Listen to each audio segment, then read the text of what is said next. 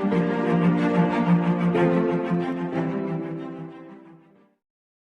Guys, welcome to study with fascination. आज हम करेंगे class 9 science olympiads chapter 15 improvement in food resources part first. तो सबसे पहले question number first, which of the following statements is incorrect. हमें बतानी है इनकरेक्ट स्टेटमेंट। सबसे पहले है A, fertilisers contain much higher amount of nutrients in comparison to manures. ये स्टेटमेंट है हमारी करेक्ट। फर्टिलाइजर्स के अंदर ज़्यादा न्यूट्रिएंट्स होते हैं इन कंपैरिजन टू मैन्योर। ये स्टेटमेंट है हमारी करेक्ट। इसके बाद है B, manures add a great amount of organic matter in form of humus in the soil. ये भी स्टेटमेंट है करेक्ट। फर्टिलाइजर के अंदर हमारे न्यूट्रिएंट्स ज़्यादा होते हैं और मैन्योर के अंदर हमारा ऑर्गेनिक मैटर ज़्यादा होता है फर्टिलाइजर से। तो ये स्टेटमेंट है करेक्ट। इसके बाद है C, both fertiliser and manures are nutrient specific. ये स्टेटमेंट है हमारी इनकरेक्ट। जो हमारे फर्टिलाइजर होते हैं वो हमारे होते हैं न्यूट्रिएंट स्पेसिफिक, और जो मैन्योर्स होते हैं उनके अंदर हमारे सारे न्यूट्रिएंट्स आते हैं। मैन्योर के अंदर हमारे सारे न्यूट्रिएंट्स आते हैं कम क्वांटिटी में, लेकिन फर्टिलाइजर के अंदर इनकी क्वांटिटी ज़्यादा होती है और ये हमारे न्यूट्रिएंट स्पेसिफिक होते हैं। अब उसके बाद है D, fertiliser give short term benefit whereas manure give long term benefit. ये स्टेटमेंट है करेक्ट। फर्टिलाइजर का शॉर्ट टर्म बेनिफिट होता है और मैन्योर का होता है लॉन्ग टर्म बेनिफिट। तो जो इनकरेक्ट स्टेटमेंट है वो है ऑप्शन नंबर सी, जो हमारे मैन्योर हैं ये हमारे न्यूट्रिएंट स्पेसिफिक नहीं होते।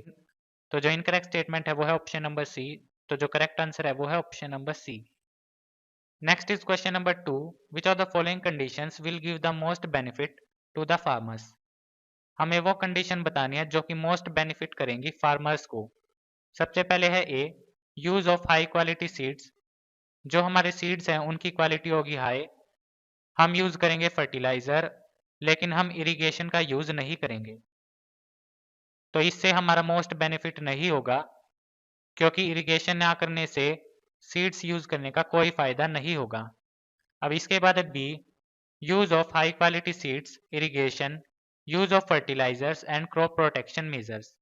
हम हाई क्वालिटी सीड्स का यूज करेंगे, इरिगेशन का भी यूज करेंगे और फर्टिलाइजर्स का भी यूज करेंगे और क्रॉप प्रोटेक्शन मेजर्स का भी यूज करेंगे, तो इससे हमें मिलेगा मोस्ट बेनिफिट फार्मर्स को।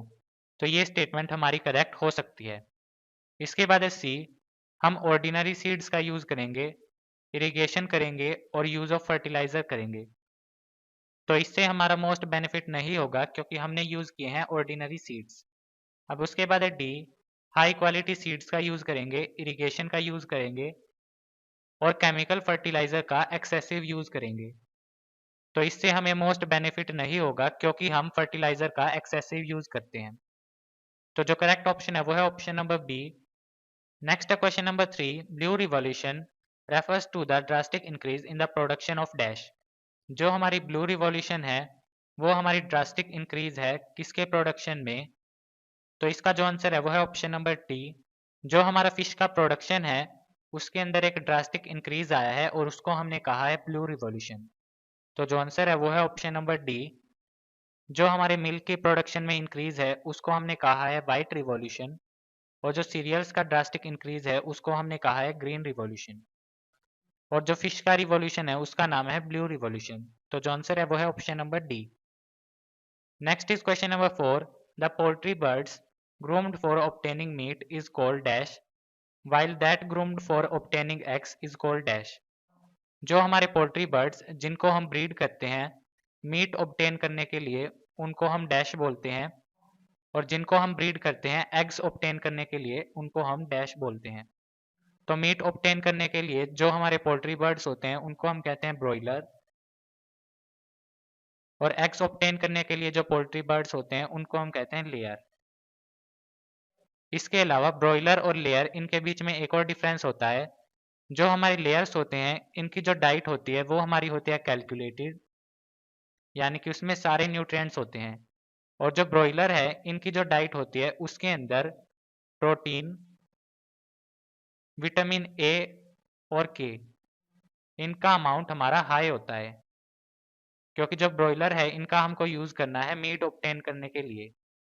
तो जो हमारा आंसर है वो है ऑप्शन नंबर डी।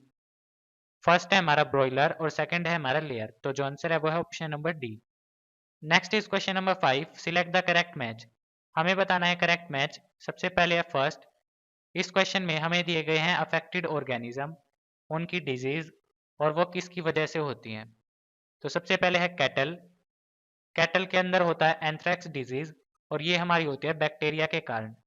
तो ये मैच है हमारा करेक्ट। इसके बाद है बी, हमें दिया गया है पोल्ट्री, जो डिजीज है वो है हमारी रिंडरपेस्ट और जो हमारा ऑर्गेनिज्म है वो है हमारा वायरस।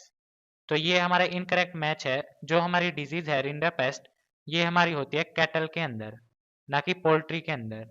अब उसके बाद सी, हमें दिया गया है कैटल, जो डिजीज है वो है हमारी रानीखेत और जो हमारे ऑर्गेनिज्म है वो है वायरस। तो ये भी हमारा एक इनकरेक्ट मैच है, क्योंकि ये जो डिजीज है ये हमारी होती है पोल्ट्री के अंदर। अब उसके बाद है डी, ऑर्गेनिज्म है हमारा पोल्ट्री, जो हमारी डिजीज है वो है हमारी हेमोरेजिक सेप्टिसीमिया और ये हमारी होती है बैक्टीरिया के कारण।